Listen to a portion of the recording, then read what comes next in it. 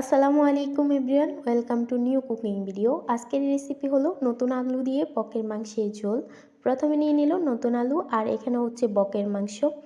বকের মাংস রান্নাটা দেখতে খুব লোভনীয় ছিল, যার কারণে তোমাদের সাথে শেয়ার করা। যদিও আমি কিন্তু বকের মাংস পছন্দ করি না, রান্নাটা দেখতে ভালো লাগলো তাই তোমাদের সাথে শেয়ার করা। পাতিলের মধ্যে পরিমাণ মতো দিয়ে দিল তেলটা গরম হয়ে আসার পরে দিয়ে দিল মিডিয়াম সাইজের দুটো পেঁয়াজ কুচি করে।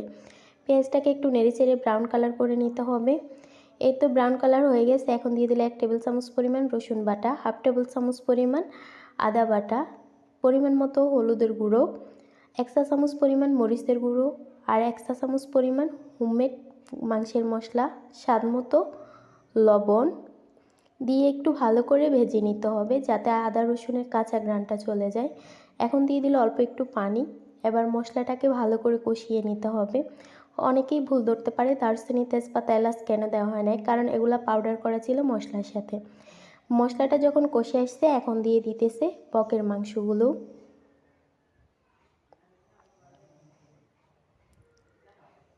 এই তো মাংসগুলো দিয়ে মশলার সাথে ভালো করে মিশিয়ে নিচ্ছে। এবার কিছুক্ষণ সময় ধরে মাংসগুলোকে কষিয়ে নিতে হবে। প্রায় 10 থেকে 15 মিনিটের মতো হবে মাংসগুলোকে সময় ধরে কষিয়ে নিল। এখন দিয়ে দিল নতুন আলুগুলো।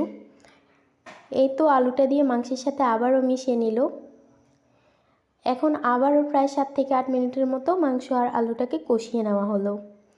এবার একটু নেড়ে দিতেছে। আর হ্যাঁ, অফ ক্যামেরায় কিন্তু বারে বারে মাংসগুলো নেড়ে দিতে হবে, নয়তো বা পাতিলের মধ্যে লেগে যাবে। এখন একটা টমেটো কুচি দিয়ে আবার একটু নেড়ে চেড়ে মিশিয়ে নিল।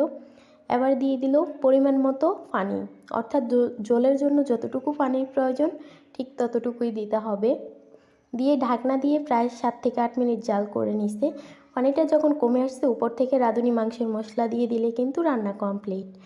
এই তো এটার ফাইনাল লুকটা একবার দেখেন। মাশাআল্লাহ, অসম্ভব সুন্দর একটা কালার আসছে। আজকে এই পর্যন্ত রইল। সবাই ভালো থাকবেন, সুস্থ থাকবেন। Thanks for watching my video. Allah Hafiz.